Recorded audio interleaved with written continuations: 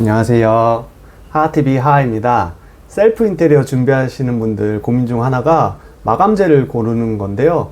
그 중에 바닥재는 거의 대부분 강마루를 선호하십니다. 그런데 합판 강마루, HDF 강마루 차이를 알고 계셨나요? 바닥재는 한번 시공하면 교체하기 쉽지 않습니다. 같은 마감재라도 도배는 배치되어 있는 가구를 치우고 할 수 있지만 바닥재는 그렇지 않기 때문입니다.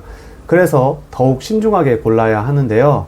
오늘 영상 끝까지 보신다면 고민 해결에 큰 도움이 되리라 생각됩니다.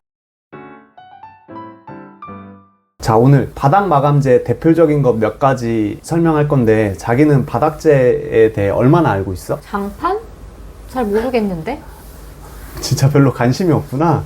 우리 집 주방에는 바닥이 타일 마감이고 거실하고 방은 강마루잖아. 어쩜 그렇게 무관심하냐? 놀랍다 정말. 아니, 모를 수도 있지. 그게 뭐가 다른 건데? 그래, 모를 수도 있어. 그러니까 내가 오늘 좀 잘 설명해 볼게. 일단 마루는 대표적으로 뭐 원목마루, 강마루, 합판마루, 강화마루 정도가 있는데, 마루라는 게 가격이 진짜 천차만별이야. 마루마다 장단점이 명확해서 무조건 비싸다고 좋은 마루거나 싸다고 나쁘다고 생각하면 안 될 게 집 상황이나 개인의 취향에 따라 선택하면 되는데, 먼저 원목마루가 뭘 것 같아? 원목으로 만든 마루? 다들 원목마루를 원목으로 만들었다고 생각하는데 반만 맞는 말이야. 원목마루라는 건 합판에 원목을 1mm나 4mm 정도로 얇게 켜서 표면 마감이 원목인 마루를 말하는 거야. 그래도 일단 원목이 들어가니까 가격이 가장 비싼 편인데, 이게 좀 문제가 있는 게 내구성이 너무 약해서 스크래치나 찍힘에 너무 취약해. 그리고 원목의 느낌 그대로이기 때문에 나무 옹이도 있고 색상도 일정하지 않아서 시공할 때 이렇게 선별해서 써야 하는 경우가 생길 수가 있어. 그럼 로스가 많이 날 수밖에 없는 거지. 말만 원목이고 장점이 하나도 없는 것 같은데? 장점은 자연적인 느낌과 질감 정도가 있을 것 같아. 아무리 인공적으로 비슷하게 나무 무늬를 만든다고 해도 진짜 나무의 질감과 느낌에는 차이가 있지. 그런 미묘한 차이가 이제 또 걸작을 만들기도 하잖아. 디자인적으로 우수해도 내구성이 약해서 일반 주거 형태에는 쓰기가 어렵겠네. 맞아. 그래서 마루의 가격을 낮추고 내구성을 강하게 발전시켜 왔는데, 합판마루, 강화마루라는 제품들이야. 합판마루는 원목을 종이처럼 얇게 켜서 붙이고 코팅 마감을 한 형태로 원목의 느낌을 살리면서 가격을 낮춘 제품이고, 강화마루는 마루의 내구성을 진짜 극대화시켜서 만든 제품이야. 그런데 합판마루와 강화마루는 치명적인 단점이 존재해서 요즘 시장에서는 선택을 못 받고 있어. 대신 이제 마루의 모든 단점을 조금씩 극복한 녀석이 나왔는데, 그게 강마루야. 그럼 내구성도 강해지고 가격도 저렴해진 거겠네? 잘 듣고 있었구나. 원목의 느낌을 필름으로 재현해서 합판 베이스에 필름을 올린 게 합판 강마루인데, 내구성도 강해지고 가격도 합리적이라 마루 중에선 다른 걸 고민할 필요가 없어진 거지. 그리고 필름 기술이 점점 발전하고 있어서 진짜 원목 느낌처럼 브러싱된 제품도 많이 나오고 있고, 600에 600 사이즈나 뭐 600에 1200 사이즈처럼 대형 사이즈도 있고 표면이 타일 질감이 나는 마루도 있으니까 소비자 입장에서는 선택의 폭이 정말 넓어졌지. 지금은 뭐 1000에 2600 사이즈처럼 대형 마루가 나와서 벽면에 시공도 가능하더라고. 이러니까 마루는 강마루가 대세 상품이 되어버린 거지. 그럼 강마루 단점은 없어? 단점이 있지. 원목마루나 합판마루보다 내구성은 좋아졌지만 너무 잘 찍히고 한번 찍히면 이게 깨지듯이 찍혀서 보기가 너무 싫은 게 큰 단점이야. 그래서 나온 게 HDF 마루야. 이제 베이스가 합판이 아니고 강화 MDF라고 생각하면 되는데, 이게 베이스 밀도가 높아서 찍힘에 아주 강해. 그래서 냉장고 같이 무거운 가전제품을 옮겨도 바퀴 자국이 안 남고, 합판마루보다 보통 평당 10,000원 이상은 저렴할 거야. 그런데 이게 좀 부정적인 여론이 조금 있더라고. 합판보다 습기에 약해서 하자가 많이 일어날 거라는 걱정이 많으신데, 이게 이 제품은 내수성을 많이 높인 제품으로 일반적인 생활에서 뭐 싱크대에서 물이 튀기거나 뭐 걸레질 정도로는 부풀거나 오염되지도 않고, 오히려 합판 베이스보다 찍힘에 더 강하고 가격도 조금 더 저렴하고 단점보다 장점이 훨씬 많은 제품이야. 이제는 합판에서 HDF로 넘어가거나 복합으로 합판 플러스 HDF로 만드는 추세니까 합판 강마루와 HDF 마루를 잘 고민해 봤으면 좋겠어. 진짜 살면서 찍힘이 스트레스인데 그게 강화됐다는 게 제일 좋은 것 같은데? 그럼 마루 선택할 때 조심해야 할 부분은 있어? 한 가지 정도가 있을 것 같은데 600에 600처럼 대형 마루는 추천하지 않아. 왜? 아까 대형 사이즈 나오는 게 장점이라면서. 오늘 잘 들었구나. 좀 예리한 구석이 있네.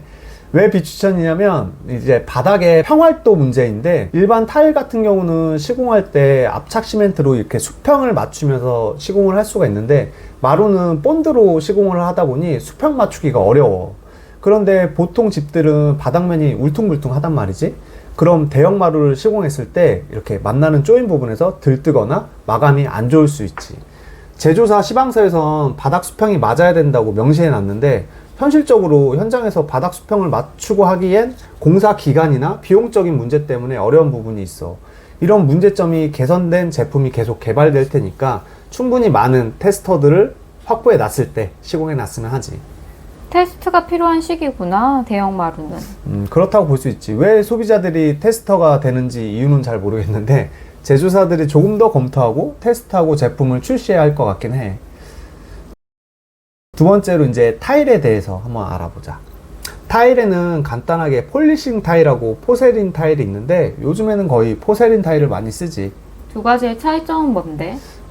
폴리싱은 강이 나고 표면이 맨질맨질해. 포세린은 강이 없고 표면이 조금 거칠면서 텍스처가 느껴지는 타일이야. 폴리싱 타일은 깔았을 때 화려하고 고급스러운 느낌이고, 포세린은 조금 더 모던하고 정돈된 느낌이 들어. 대신 폴리싱 타일은 물기가 조금만 있어도 엄청 미끄럽기 때문에 어린아이나 노약자가 있는 곳에는 위험할 수 있으니까 시공을 추천하지는 않아. 그럼 바닥재로 타일을 선택했을 때 장점은 어떤 점이야?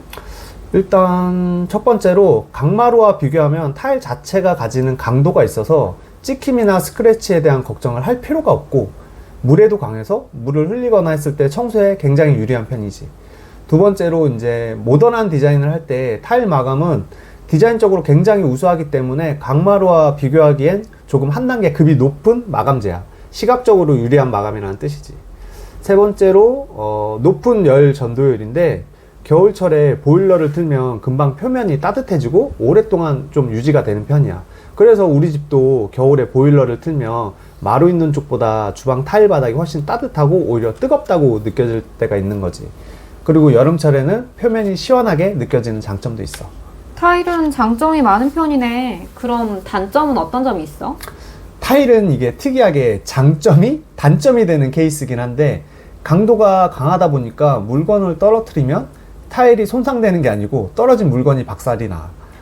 혹여 이제 미끄러졌을 때도 좀 위험한 편이니까 조심해야 할 부분이고, 뭐 아이가 넘어졌을 때 치아가 깨질 수도 있고 그런 부분이 좀 있지. 그리고 높은 열 전도율이 장점이라고 했잖아 아까. 그런데 보일러를 안 트는 간절기 계절에는 조금 차갑다고 느낄 수 있어. 또 시각적으로 고급스럽다고 했잖아. 근데 마루나 장판은 편하게 바닥에 누울 수도 있고 앉아 있어도 되는 느낌이라면, 타일은 좀 반대로 왠지 호텔처럼 슬리퍼를 항상 신어야 할 것 같고 바닥에 누우면 안 될 것 같은 느낌이 들어. 한마디로 그 고급스러움이 단점이 될 수도 있다는 뜻이지. 그리고 생각나는 단점이라고 하면 가격이겠지. 시공 난이도가 있어서 시공비도 비싸고 자재비도 타일 종류에 따라 비싸지니까 예산이 좀 많이 올라가는 게 단점이겠지. 그럼 우리 집처럼 주방은 타일로 하고 거실과 방은 마루로 하는 건 어때? 그것도 좋은 방법이지. 주방은 물을 많이 쓰는 공간이다 보니까 타일이 유리한 면이 분명히 있지. 그리고 나머지 부위를 강마루로 하면 따뜻한 느낌도 들 수 있고. 그런데 단점이 두 재료의 두께 때문에 미묘한 단차가 생기는 부분이야. 바닥이 울퉁불퉁하기 때문에 그 단차가 랜덤 형식으로 발생할 수 있어. 물론 수평 몰타를 사용해서 단차를 맞출 수 있는 부분도 있겠지만 비용과 시간 투자가 더 올라가겠지. 세 번째로 이제 장판인데, 아까 바닥재 얘기하니까 장판밖에 생각 안 난다고 했잖아. 그만큼 대중적이고 우리가 그동안 많이 써왔던 바닥재야. 장판은 정말 장점이 많은 제품이거든. 일단 마루나 타일보다 가격면에서 저렴하고 이음매가 없다 보니까 청소에도 좋고 습기에도 강하고, 또 아이들이나 반려동물을 키울 때도 다른 바닥재 대비 쿠션감이 좋아서 다칠 위험도 적고, 토하거나 뭐 실수를 해도 닦아내기도 편하고, 그런데 장판에도 종류가 있어. 바로 두께 차이인데 1.8T에서 5T 두께까지도 나오는데 5T로 가면 웬만한 강마루 가격이 나와. 가격면에서 마루와 별 차이가 없어지기 때문에 마루로 많이들 선택하는 것 같아. 그런데 우리처럼 아이가 있으면 층간소음 때문에 마루에 매트를 깔고 생활하잖아. 근데 저게 청소도 불편하고 로봇 청소기도 잘 못 돌아다녀서 불편한데 차라리 그 두꺼운 장판으로 하면 층간소음도 해결되고 좋겠는데? 맞아. 두꺼운 장판은 그 층간 소음을 줄여주는 역할도 하고 소재가 두꺼우니까 보행감도 좋고 미끄럽지 않아서 아이들이나 반려동물이 있는 집에는 최적화 바닥재라고 생각해. 그런데 장판의 최대 단점이 뭐냐면 눌림 현상이거든. 무거운 가구를 한 군데 오래 두면 눌린 자국이 남아. 그래서 평상시 가구 배치를 자주 옮기는 라이프 스타일이시라면 장판은 비추천이야. 오늘 영상 잘 보셨나요? 저는 개인적으로 저희 집 인테리어를 한다고 하면 장판으로 할 것 같습니다. 저는 아이를 키우는 입장이다 보니까 층간소음에 대한 생각을 항상 하고 있고 가구 배치를 자주 바꾸지 않기 때문에 장판이 저희 집엔 최적화된 바닥재라고 생각합니다. 마루도 찍힘이나 이음새 부위에 이물질이 들어갔을 때 문제가 발생하는 등 단점이 있는 것처럼 각 바닥재마다 장점, 단점이 분명히 존재하므로 취향과 라이프 스타일에 따라 결정하시면 좋을 것 같습니다. 원목 마루처럼 디자인적으로 뛰어나진 않지만 가성비 있게 폭넓은 디자인을 원하시면 강마루를 추천드리고요. 디자인적으로 유려하고 고급스러운 호텔 느낌을 원하시면 타일을 추천드립니다. 또 아이가 있거나 반려동물을 키우는 집이시라면 3.2T 이상 장판을 추천드립니다. 오늘 영상 끝까지 시청해 주셔서 감사하고 구독과 좋아요 부탁드립니다. 감사합니다.